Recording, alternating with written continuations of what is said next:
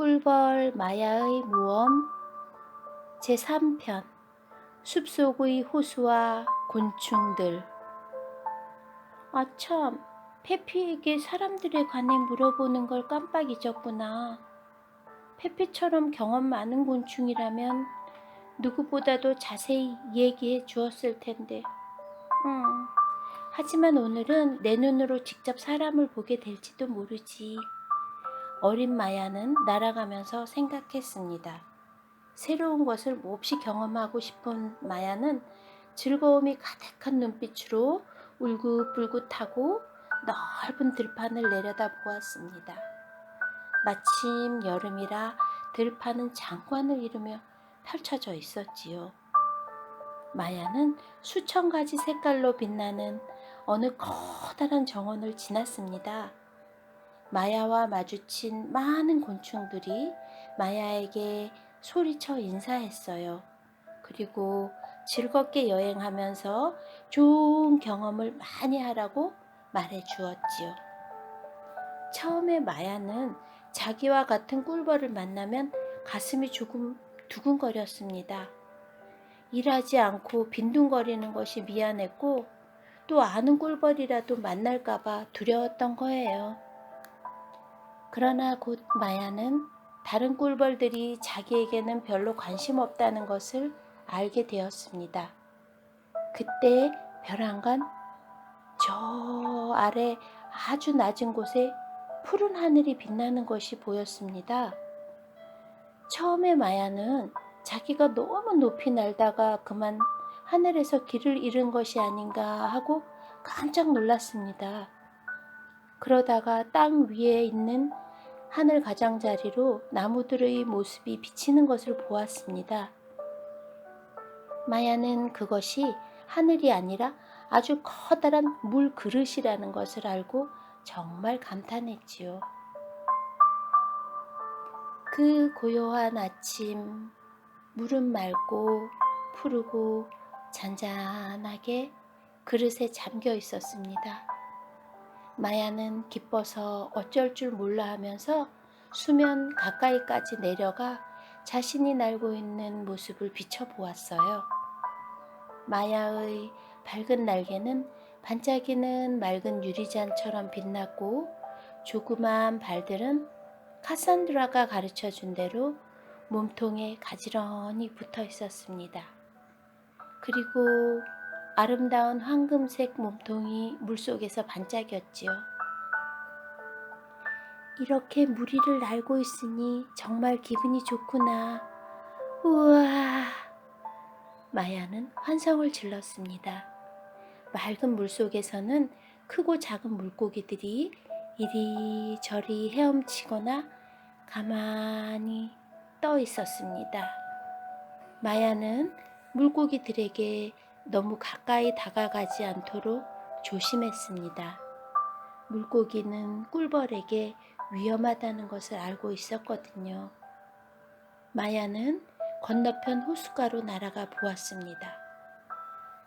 정겹게 보이는 갈대와 녹색 접시 마냥 물 위에 떠있는 커다란 연꽃 잎사귀가 눈길을 끌었어요. 마야는 가장 구석에 있는 연잎으로 날아가 앉았습니다. 마야가 앉은 연잎은 햇빛에 반짝거리는 꺽다리 갈대에 가려져 그늘져 있었지요. 연잎 위에는 금화처럼 둥근 햇빛이 몇 조각 떨어져 있을 뿐이었습니다. 와, 멋지다. 정말 멋져. 마야는 탄성을 내뱉었습니다. 그러고는 몸을 조금 단장하기 시작했어요. 먼저 두 팔을 머리 뒤로 올려 머리를 뽑을 듯이 당겼지요. 하지만 너무 세게 잡아당기지 않도록 조심했어요. 그저 먼지만 털어내면 되니까요. 그러고 나서 마야는 뒷발로 날개를 쓸었습니다. 날개가 아래로 휘어졌다가 원래대로 모습이 돌아가면서 예쁘게 반짝였지요. 그때 조그만 무쇠빛 쇠파리가 날아와 마야 옆에 앉았습니다. 쇠파리는 놀란 얼굴로 마야를 쳐다보았어요. 내 연잎 위에서 뭐 하는 거예요? 쇠파리가 묻자 마야는 깜짝 놀라 되물었습니다. 잠깐 쉬다 가려는 것뿐인데 안 될 거 없겠죠? 마야는 카산드라가 한 말을 기억하고 있었어요. 꿀벌은 곤충 세계에서 어디서나 큰 존경을 받는다고 카산드라는 말했습니다. 그래서 마야는 꿀벌이 정말로 존경을 받는지 어떤지 알아보기로 했던 거예요. 하지만 마야는 자기도 너무 모르게 너무 큰 소리로 퉁명스럽게 말했기 때문에 말하고 나서 가슴이 콩콩콩 뛰었습니다. 쇠파리는 마야가 비킬 생각을 전혀 하지 않자 몹시 놀랐습니다. 쇠파리는 성이 났는지 윙윙거리며 날아올랐지요. 그러고 마야가 앉은 연잎 위로 고개를 숙인 갈대에 올라 앉았어요. 햇빛을 받아 반짝거리는 파리는 아래를 내려다보면서 조금 전보다도 훨씬 더 공손하게 말했지요. 꿀벌답게 일이나 하실 것이지. 왜 하필이면 여기에 앉아 있는지 모르겠군요. 하지만 쉬고 싶다면 그래요. 그냥 쉬세요. 난 잠깐 여기서 기다리지요. 하지만 연잎이라면 다른 곳에도 얼마든지 있잖아요. 마야가 물었습니다. 모두 주인이 있어요. 요즘은 조그만 땅도 자기 것으로 만들기가 쉽지 않아요. 원래 여기 살던 곤충이 이틀 전에 개구리에게 잡아먹히지 않았더라면 나는 아직도 일정한 거처를 찾지 못했을 거예요. 오늘은 여기서 묵고 내일은 저기서 묵는 생활은 할 짓이 못 된다고요. 모든 곤충이 당신들 꿀벌처럼 질서 잡힌 나라에서 사는 건 아니에요. 그나저나 제 이름을 말씀드리자면 한스 크리스토프입니다. 쇠파리가 대답했습니다. 마야는 개구리에게 잡아먹히는 무서운 광경을 상상하며 몸을 오들오들 떠느라 잠시 아무 말도 하지 못했지요. 이 호수에는 개구리가 많아요? 마야는 겁먹은 목소리로 쇠파리에게 묻고는 물속에서 자신의 모습이 보이지 않도록 연꽃 한가운데로 자리를 옮겼어요. 그 모습을 본 쇠파리가 깔깔거리고 웃었습니다. 그래봤자 소용없어요. 소용없어요. 햇빛을 받아서 잎이 비치기 때문에 개구리는 물속에서도 잎 위에 뭐가 있는지 볼 수 있어요. 지금도 개구리는 당신이 내 연잎에 앉아 있는 모습을 밑에서 보고 있을걸요? 쇠파리가 비웃듯 말했습니다. 마야는 어쩌면 자신이 앉아 있는 연잎 바로 아래 커다란 개구리가 굶주림에 번뜩이는 튀어나온 두 눈으로 자신을 보고 있다가 금방이라도 물 위로 튀어오를지 모른다는 생각을 했습니다. 마야는 너무 무서워서 얼른 그 자리를 떠나려고 했어요. 전혀 생각지도 못한 무시무시한 일이 일어날까봐 걱정되었던 거지요. 그 바람에 마야는 정신이 아찔해져서 주변에서 들려온 소리를 분간할 수 없었습니다. 처음에는 바람이 시든 잎을 후려치는 것처럼 날카롭고 높은 소리밖에 아무것도 들리지 않았지요. 그러고는 노래를 부르는 듯한 소리가 들렸고 먹이에게 달려들어 내지르는 성난 목소리도 들리는 것 같았습니다. 그때 흐릿한 그림자가 마야의 머리 위로 휙 스쳤습니다. 그 다음 순간 눈앞에서 벌어진 광경을 본 마야는 심장이 멎는 것 같았습니다. 아른거리는 빛깔이 커다란 잠자리 한 마리가 불쌍한 한스 크리스토프를 덮쳤던 거예요. 잠자리는 절망적으로 비명을 지르는 그 쇠파리를 칼날처럼 날카롭고 커다란 이빨로 물고 갈대잎에 내려앉았습니다. 그 바람에 갈대잎이 조금 더 고개를 숙였지요. 마야는 흔들리는 갈대잎 위의 곤충 2마리를 보았습니다. 맑은 수면에도 그들의 모습이 훤히 나타났지요. 마야는 한스 크리스토퍼의 비명을 듣자 가슴이 찢어지는 것 같았습니다. 그래서 정신없이 큰 소리로 외쳤어요.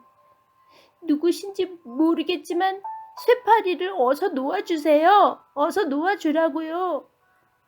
다른 곤충을 그렇게 괴롭히는 이유가 뭐예요? 잠자리는 쇠파리를 입에서 뱉어내어 2팔로 조심스레 꽉 붙들고 마야에게 고개를 돌렸습니다. 마야는 잠자리의 크고 무서운 눈과 징그러운 턱을 보고 깜짝 놀랐지만 반짝거리는 날개와 몸에는 정말 매혹되었지요. 잠자리의 몸과 날개는 어떤 때는 물빛을 띠었다가 어떤 때는 풀빛으로도 빛났고 또 어떤 때는 보석 같은 빛을 내었어요. 하지만 엄청나게 큰 몸짓은 징그러워 보였습니다. 마야는 기가 꺾여 더 이상 말을 잇지 못하고 몸만 부들부들 떨었습니다. 잠자리는 친절한 목소리로 마야에게 물었지요. 대체 왜 그러시나요? 쇠파리를 놓아주세요. 그 쇠파리 이름은 한스 크리스토프예요. 이렇게 소리치는 마야의 눈에는 어느새 그렁그렁 눈물이 고여 있었어요. 잠자리는 빙그레 웃음을 짓다가 시큰둥하게 물었어요. 제가 왜 놓아줘야 하는 거죠? 잠자리의 시큰둥한 얼굴에는 마야를 아주 깔보는 듯한 표정도 어려 있었지요. 마야는 힘없는 목소리로 더듬거렸습니다. 그러니까 그 곤충은 친절하고 나무랄 데가 없는 신사분이며 내가 아는 한 당신에게 아무런 잘못도 저지른 적 없으니까요. 잠자리는 잠시 생각해 보는 듯한 표정을 지으며 한스 크리스토퍼를 보았습니다. 맞아요. 참 귀엽게 생긴 녀석이지요. 잠자리는 부드러운 목소리로 말을 마치자마자 쇠파리의 머리를 이빨로 물어 뜯었습니다. 그 광경을 본 마야는 너무 놀라서 정신을 잃을 것만 같았어요. 마야는 잠자리가 무쇠 빛깔의 한스 크리스토프의 몸뚱을 우두둑 우두둑 짓이겨 씹는 소리를 듣고 있을 수밖에 없었습니다. 마야는 겁에 질려 숨소리도 제대로 내지 못했어요. 너무 놀란 척하지 말아요.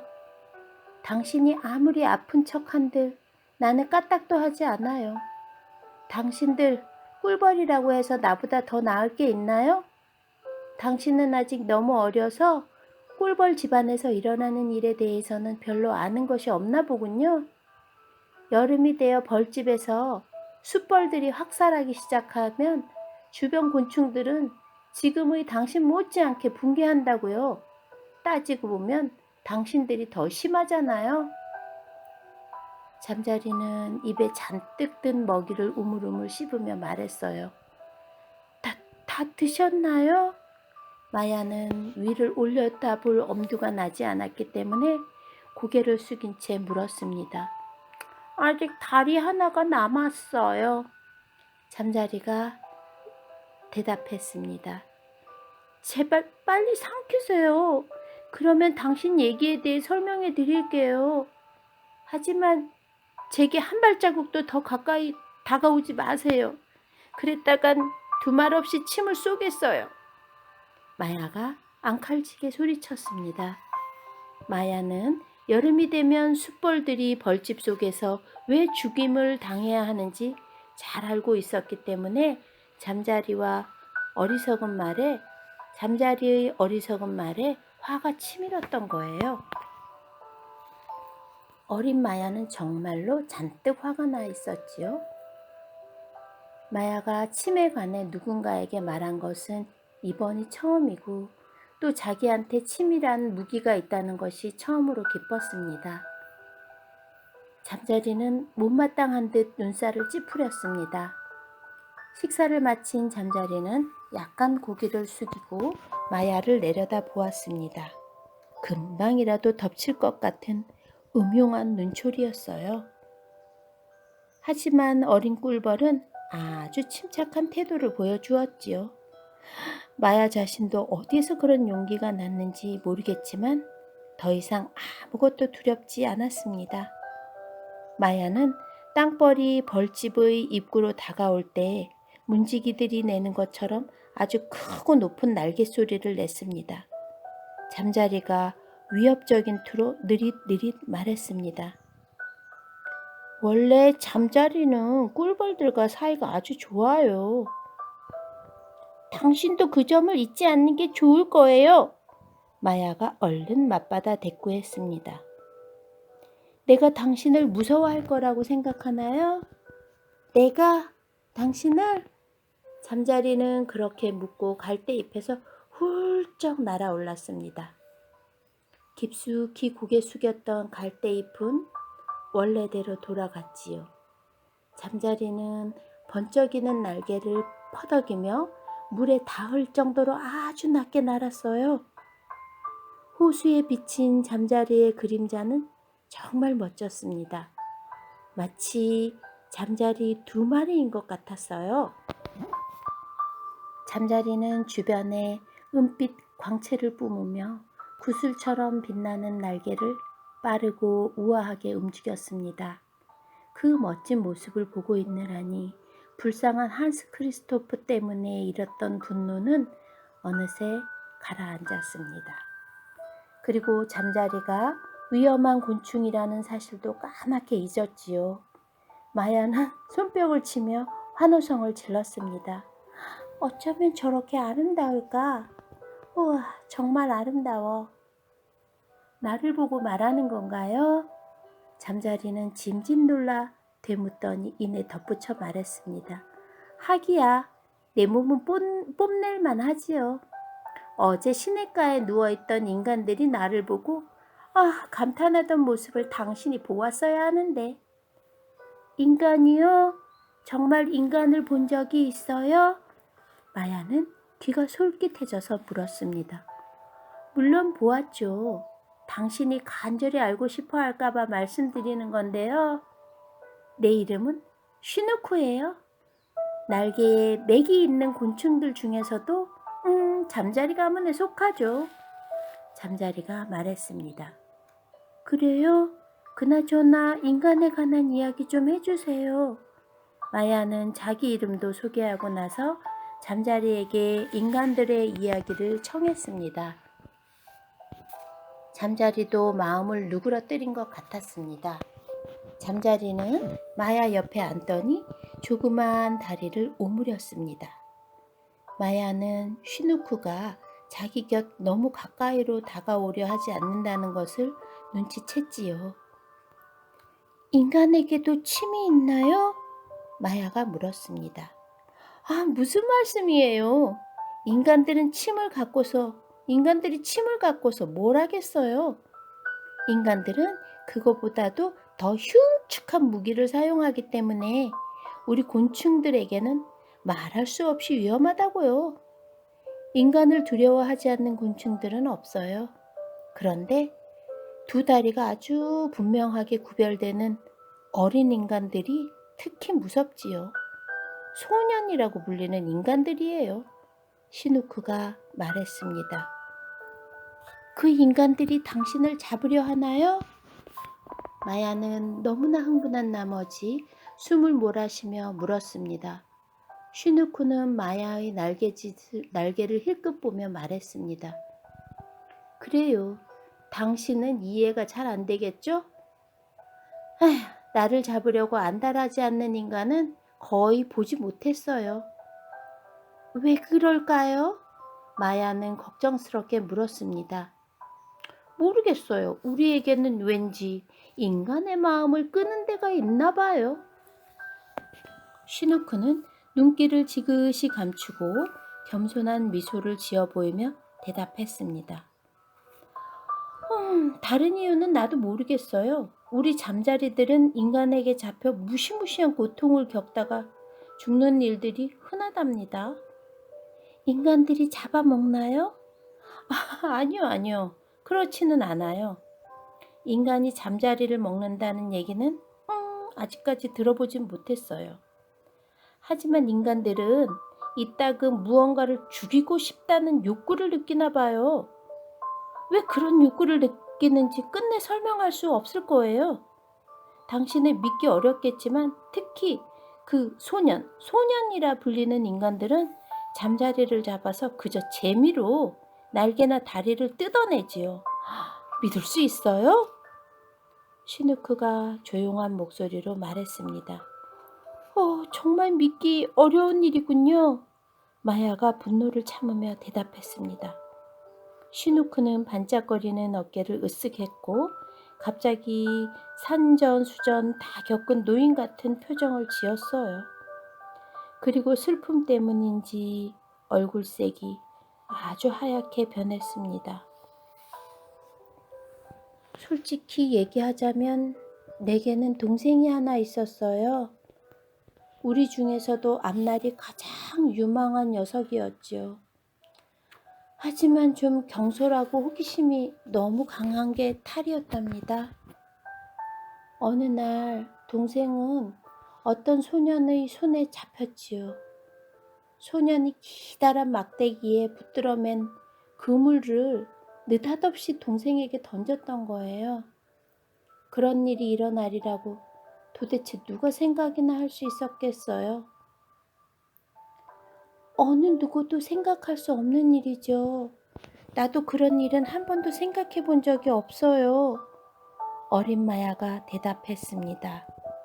잠자리는 마야를 보며 말을 이었습니다. 동생은 그렇게 잡혔고 날개 사이의 가슴엔 검은 실이 꽁꽁 묶였어요. 그래서 동생은 날 수 있었지만 도저히 도망칠 수는 없었지요. 불쌍한 동생은 몇 번이나 다시 자유를 찾았다고 믿었지요. 하지만 검은 실에 묶인 동생은 그때마다 정말 무참하게 다시 끌려갔답니다. 마야는 고개만 절레절레 흔들다가 슬픈 목소리로 속삭였어요. 정말 상상도 할 수 없는 일이에요. 나는 날마다 그때 일에 대한 꿈을 꾼답니다. 그때 여러 가지 고통을 한꺼번에 겪은 동생은 결국 목숨을 잃었어요. 어떻게 죽었어요? 마야는 진심으로 동정을 느끼며 물었습니다. 슈누크는 얼른 대답할 수 없었습니다. 두 눈에서 흘러나온 굵은 눈물이 뺨을 적셨지요. 동생은 호주머니에 처박혔어요. 그 안에서 견딜 수 있는 곤충은 없어요. 잠자리는 흐느꼈습니다. 호주머니가 뭐예요? 마야는 처음 듣는 무서운 일들을 한꺼번에 이해하기가 어려워서 떨리는 목소리로 물었습니다. 호주머니는 그러니까 인간의 바깥 털에 붙어 있는 것인데 물건을 넣어두는 곳이에요. 그런데 그 안에 내 동생 말고 또 뭐가 있었는지 아세요? 내 가엾은 동생이 얼마나 무시무시한 놈들과 함께 있다가 마지막 숨을 거두었는지 당신은 짐작도 할 수 없을 거예요. 시누크가 설명했습니다. 그래요?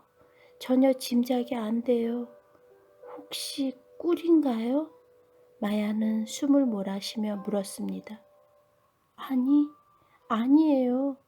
꿀이 사람들의 호주머니에 들어있는 경우는 별로 없어요. 얼른 가르쳐 드릴게요. 호주머니 안에는 개구리와 주머니 칼, 그리고 홍당무가 들어있었어요. 내 말을 들으니 어떠세요? 슈누크는 거들먹거리는 표정과 슬픈 표정을 동시에 지으며 말했습니다. 소름 끼쳐요. 소름 끼쳐요. 그런데 주머니 칼은 뭐예요? 마야가 작은 소리로 물었습니다. 그것은 말하자면 사람들이 직접 만든 침이에요. 자연은 사람에게 무기를 주지 않았어요. 그 때문에 사람들은 자연의 여러 가지 형상을 본떠서 자기들 나름대로 온갖 무기를 만들지요. 다행히도 호주머니 안의 개구리는 서서히 죽어가는 중이었어요. 개구리는 한쪽 눈을 잃었고 한쪽 다리는 부러진 데다 아래턱도 빠져 있었지요. 하지만 내 동생이 호주머니 속에 들어오자 일그러진 입으로 바람 새는 소리를 내며 이렇게 말했답니다. 내 몸이 낫기만 하면 널 냉큼 삼켜버릴 거야. 개구리는 새로 들어온 불쌍한 동생을 아직 멀쩡한 한눈으로 노려보았지요. 그 눈초리는 어두침침한 호주머니 속에서 정말 무시무시하게 보였을 게 틀림없어요. 동생은 그 안에 들어가자마자 갑자기 호주머니가 흔들리는 바람에 개구리에게 짓눌려 정신을 잃었어요. 동생의 날개는 죽어가는 놈의 축축하고 차가운 몸에 찰싹 달라붙었지요. 그 비참한 모습은 어떤 말로도 적절히 표현할 수 없을 거예요. 어떻게 그 안에서 일어난 일을 죄다 알고 계세요? 마야는 너무나 놀라서 더듬거리며 물었습니다. 나중에 소년은 배가 고파오자 홍당무를 먹으려고 꺼내면서 내 동생과 개구리를 획 던져버렸지요. 살려달라는 동생의 비명을 듣고 날아가 보니 동생은 개구리와 나란히 풀밭에 나뒹굴고 있었어요. 하지만 내게 모든 얘기를 들려준 다음에 동생은 곧 숨을 거두었고 나는 동생의 눈을 감겨주었습니다. 내 팔에 안긴 동생은 내게 이별의 입맞춤을 하고는 작은 영웅처럼 비탄의 말 한마디 없이 씩씩하게 죽어갔지요. 동생의 구겨진 날개의 떨림이 멈추자 나는 동생을 참나무 잎사귀로 덮어주고 꽃이 핀 베로니카를 찾아내서 그 푸른 꽃을 무덤에 올려놓았습니다. 잘 가거라. 잘 자렴 내 어린 동생아. 나는 이렇게 소리치고 나서 고요한 저녁 하늘을 가로질러 두 개의 붉은 태양을 향해 날아갔습니다. 저녁 하늘에 뜬 태양은 그 아래 호수에 비쳐 두 개로 보였지요. 그처럼 슬프고 엄숙한 광경은 아무도 상상할 수 없을 거예요. 당신도 그처럼 슬픈 일을 겪어본 적이 있나요? 혹시 그런 일이 있다면 다음 기회에 이야기해 주세요. 없어요. 지금까지 나는 즐거운 일만 경험하며 살았어요. 마야가 말했습니다. 그렇다면 당신은 정말 감사하는 마음을 가져야 하겠군요. 슈누크는 좀 기대에 어긋난 듯한 표정으로 말했습니다. 마야는 개구리에 관해서 물어보았습니다. 그놈이요? 그놈이야 당연히 죽었겠죠. 이미 죽어가는 동생에게 겁을 주다니 어디 그런 냉혹한 놈이 다 있을까요? 그때 개구리는 그 자리에서 도망치려고 했어요. 하지만 다리 하나와 눈 하나를 잃어 제대로 움직이지도 못하면서 끊임없이 빙글빙글 돌기만 하더군요. 말도 못할 만큼 우스운 꼴이었어요. 어서 황서에게나 물려가라. 그 자리를 뜨기 전에 내가 개구리 놈에게 그렇게 소리쳐 주었답니다. 슈누크가 흥분해서 말했습니다. 가엾은 개구리. 어린 마야가 탄식했습니다. 어떻게 그런 말씀을 하세요? 말씀이 너무 지나치군요. 개구리를 불쌍히 여기는 것은 자기 날개를 끊는 짓이나 다름없어요. 내가 보기에 당신은 세상 일을 너무 몰라요. 잠자리는 짐짓 화난 목소리로 말했습니다. 그럴지도 모르죠. 하지만 나는 다른 곤충이나 동물이 고통받는 것을 보면 또 보거나 들으면 마음이 너무 괴로운걸요? 마야가 대답했습니다. 그건 당신이 아직 어리기 때문이에요. 당신도 차차 더 많은 것을 알게 될 거예요. 그러니 용기를 잃지 말아요, 친구분. 이제 나는 양지 바른 곳으로 가야겠어요. 여긴 너무 서늘하군요. 그럼 안녕. 슈누크가 격려하듯 말하며 인사했습니다. 잠자리가 날아오르자 나지막히 바스럭거리는 소리가 들리고 수천 가지 밝은 색깔이 반짝였습니다. 졸졸 흐르는 물이나 맑은 보석처럼 순수하고 사랑스러운 빛깔이었지요. 슈누크는 녹색 갈대 사이를 지나 수면 위로 날아갔습니다. 마야는 잠자리가 아침 햇빛을 받으며 노래하는 소리를 들었습니다. 마야는 미녀처럼 슬픔과 감미로움을 함께 느끼게 하는 아름다운 노래에 귀를 기울였습니다. 노래를 듣는 마야의 가슴에도 어느새 슬픔과 즐거움이 한꺼번에 가득 차 올랐지요. 아침해가 건네는 인사가 물결에 부딪혀 올 때 고요한 강물은 사랑스럽네. 그곳은 녹색 갈대가 춤추고 희고 노란 연꽃이 활짝 피어나는 곳. 따스한 아지랑이와 바람과 강물, 날개에 와닿는 뜨거운 햇빛과 가슴에 넘치는 기쁨.